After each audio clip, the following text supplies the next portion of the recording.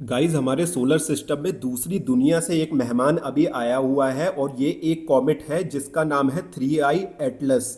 और इसको लेके काफ़ी सारी मिस्ट्रीज अभी चल रही हैं कि क्या ये इंटेलिजेंट लाइफ का कोई स्पेसशिप हो सकता है। इस तरीके के काफ़ी इन्फ्लुएंसर्स अभी वीडियोस डाल रहे हैं और बोल रहे हैं कि ये सन के जब पीछे जाएगा तो इस ये एक मदरशिप है, इसके अंदर से काफ़ी सारे स्मॉल शिप्स निकलेंगे और ये अर्थ पे अटैक कर सकते हैं।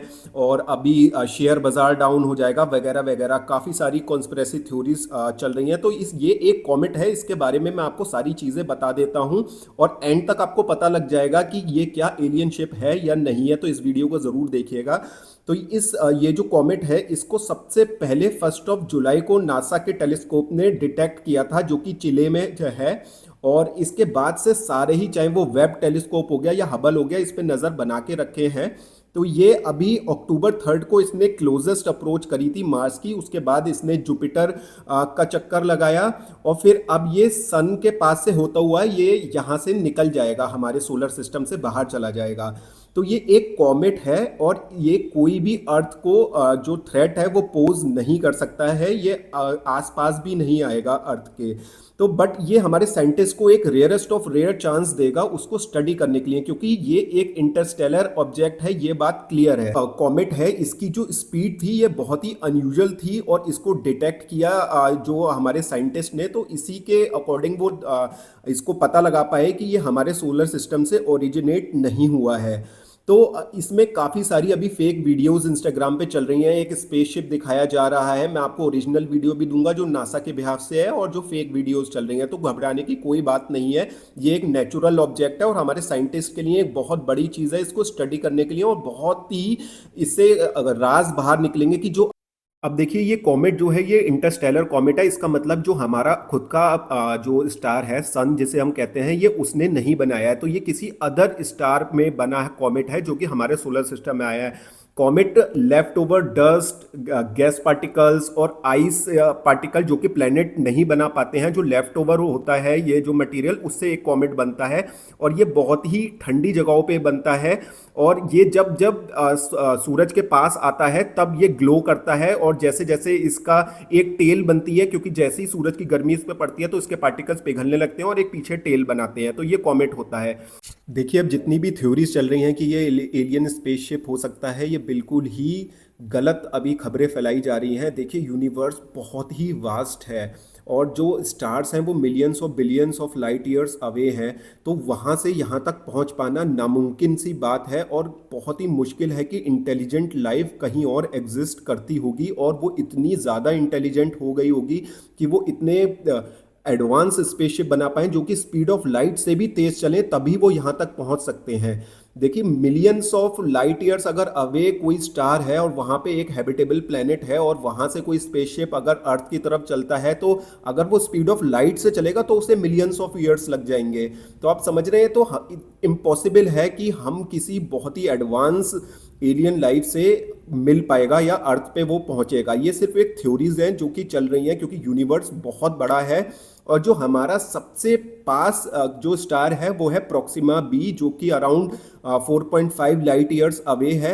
और वो भी कहते हैं कि हैबिटेबल जोन का प्लेनेट है, एक्सो प्लेनेट, बट उस पर भी लाइफ नहीं होती है, क्योंकि लाइफ होने के लिए बहुत सारी कंडीशंस की ज़रूरत होती है। और वो रेयर और रेयरेस्ट ऑफ रेयर प्लेनेट जो है वो हमारी अर्थ है। और वो क्यों इतना रेयर है, आइए जल्दी से मैं आपको बता देता हूँ। देखिए, सबसे पहली जो कंडीशन होती है, प्लेनेट जो है वो एक हैबिटेबल जोन में होने चाहिए। अपने स्टार जो सन होता है उसके हैबिटेबल जोन में आना चाहिए। वो ज़्यादा बहुत पास होगा तो बहुत ज़्यादा गर्म हो जाएगा, दूर होगा तो वो बहुत ज़्यादा ठंडा हो जाएगा। तो एक हैबिटेबल जोन में आना चाहिए।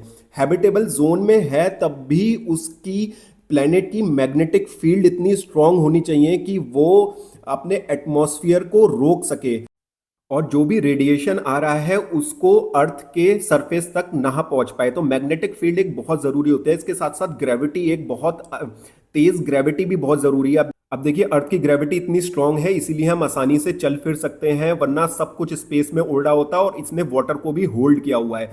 फिर एक मून का होना बहुत ज़रूरी है। आप देख रहे हैं कितनी रेयर फिनोमेना अर्थ के साथ हुए हैं। अगर मून नहीं होता तब भी अर्थ पे लाइफ नहीं होती। अब मून फॉर्म कैसे हुआ?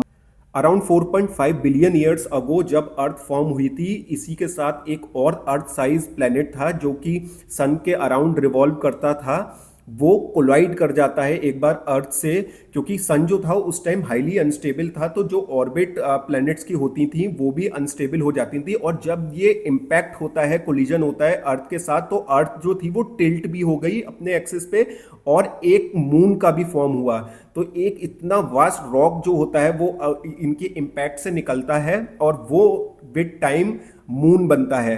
तो मून जो है ये अर्थ को बहुत ज़्यादा स्टेबल रखता है, और जो अर्थ टिल्ट है इसको भी स्टेबल करने का काम करता है। तो देखिए मून की भी कितनी बड़ी इंपॉर्टेंस है। इसके अलावा ग्रेविटी, मैग्नेटिक फील्ड, मून और एक स्टेबल सन का होना भी बहुत ज़रूरी है।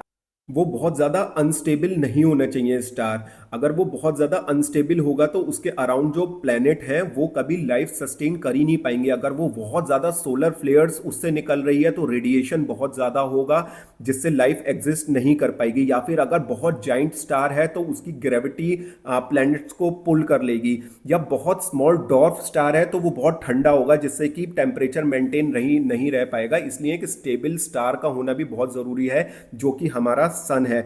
इसके अलावा बहुत और अनगिनत कंडीशंस होती हैं लाइफ के लिए। एक हेलोस्फीयर है जैसे, जो कि सोलर सिस्टम के बाहर एक ऐसी लेयर है जो कि बाहर के इंटरस्टेलर पार्टिकल्स को सोलर सिस्टम में आने से रोकती है। तो ये हेलोस्फीयर भी सन का ही बनाता है। जो सोलर फ्लेयर्स सन से निकलती हैं ये हेलोस्फीयर को फॉर्म करती हैं। इसके अलावा देखिए कितनी रेयरेस्ट ऑफ रेयर चीज़ हुई थी कि पहले 70 मिलियन ईयर्स अगो डायनासोर अर्थ पे घूमा करते थे। फिर एक और बहुत बड़ा एस्ट्रॉइड। आके गिरा जिसने डायनासोर्स को समाप्त किया अर्थ से, और उसके बाद इंटेलिजेंट लाइफ बनना शुरू हुई। उसमें मिलियंस ऑफ ईयर्स लग गए। अगर डायनासोर्स, अगर वो कॉमेट नहीं गिरा होता तो शायद इंटेलिजेंट लाइफ आज अर्थ पे नहीं होती।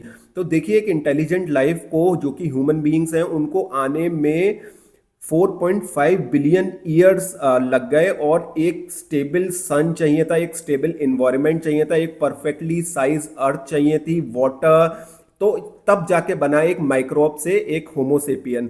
तो इतना टाइम लग जाता है। तो यह बहुत ही एक रेयर चीज है कि कहीं और देखिए लाइफ हो सकती है, लेकिन वो in the form of microbes हो सकती है या कोई भी और छोटी मोटी, लेकिन इंटेलिजेंट लाइफ बनना एक बहुत ही रेयर चांस होता है। और अगर कहीं बहुत पहले बनी भी होगी, मान लिए हमारा जो यूनिवर्स है ये 14 बिलियन ईयर्स ओल्ड है, और अब कोई प्लेनेट मान लिए 10 बिलियन ईयर अगो बना होगा, तो वहां से सिविलाइजेशन खत्म भी हो गई होगी जब तक वो यहाँ पे पहुंच पाती। तो ये एक बहुत ही रेयर फिनोमिना होता है। सिविलाइजेशन सस्टेन भी नहीं कर पाती है इतना लंबा।